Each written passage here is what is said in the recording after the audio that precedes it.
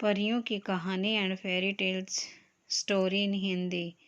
किसान का छोटा लड़का हमेशा परियों की कहानी सुनता था। किसान कहता है कि तुम परियों की कहानी सुनते हो, लेकिन जब भी मैं तुम्हें दूसरी कहानी सुनाता हूँ तो तुम मना क्यों कर देते हो। वह छोटा लड़का कहता है कि मुझे तो सिर्फ परियों की कहानी सुनना अच्छा लगता है। किसान कहता है कि तुम्हें परियों की कहानी सुनना बहुत पसंद है। वह लड़का कहता है कि आप मुझे कहानी तो सुना देते हैं, मगर मैं परियों को देखना चाहता हूँ। किसान कहता है कि ये तो बहुत मुश्किल है, वह शायद ही नज़र आती हैं।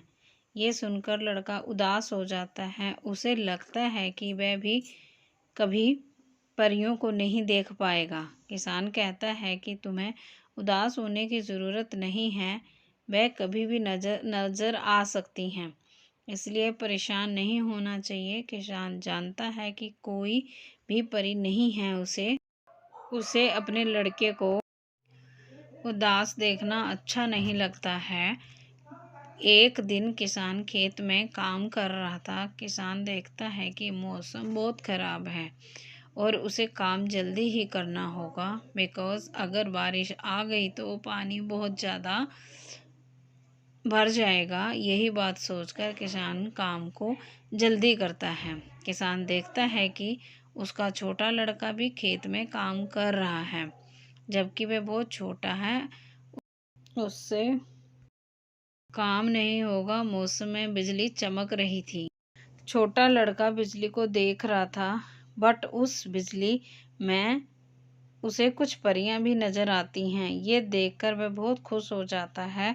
किसान कहता है कि हमें जल्दी ही घर की ओर जाना चाहिए, क्योंकि मौसम बहुत ख़राब हो गया है। तभी लड़का कहता है कि मैंने आसमान में परियों को देखा है। किसने जब ये सुनता है तो कहता है कि शायद उस लड़के ने बादल देखे। जब किसान कहता है कि हमें चलना चाहिए तो लड़का कहता है कि मैंने बादल में कुछ परियों को देखा है। तभी किसान कहता है ठीक है, तुम्हें परियां नज़र आ गई हैं, अब हमें घर की ओर चलना होगा। दोनों ही घर की ओर जाते हैं। मौसम बहुत ही ख़राब हो गया था। किसान अपने लड़के को लेकर जल्दी ही घर की ओर जा रहा था।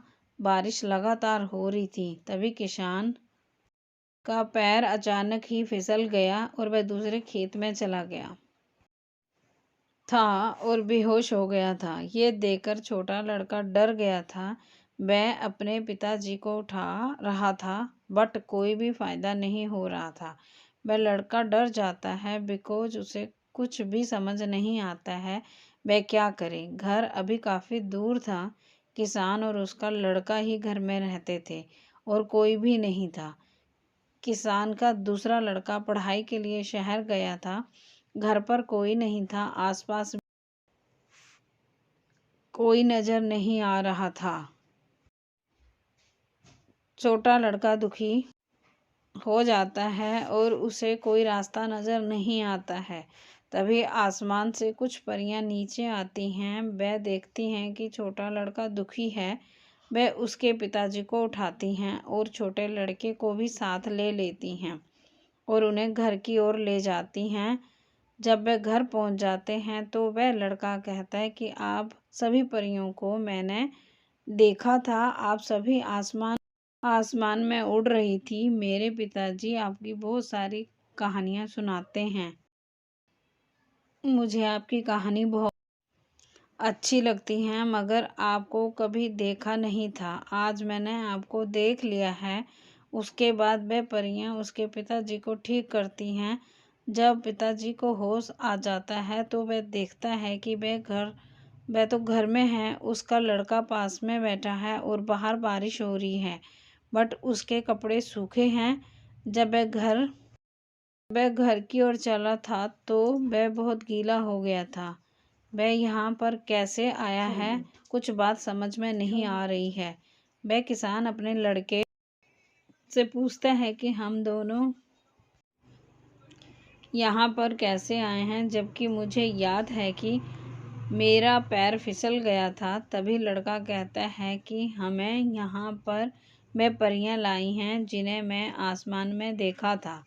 ये बात सुनकर किसान कहता है कि मुझे यकीन तो नहीं हो रहा है, बट लड़का बार बार ऐसी बात नहीं कह सकता है। इस बात में कुछ ऐसा तो है जो मुझे समझ नहीं आ रहा था। किसान ने पूछा कि वह सभी परियां कैसी नजर आती हैं। किसान का लड़का कहता है कि वे बहुत बड़ी हैं और आसमान में उड़ती हैं, उनके पंख हैं। किसान को कुछ भी समझ नहीं आता है, बट वह कुछ नहीं कह सकता है।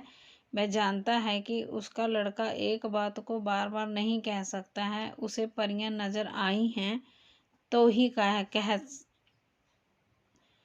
कि परियां यहाँ पर आई हैं, क्योंकि मेरा लड़का बहुत छोटा है, वह मुझे यहाँ पर नहीं ला सकता। ऐसा लगता है कि परियां ही हम दोनों को यहाँ पर लाई हैं।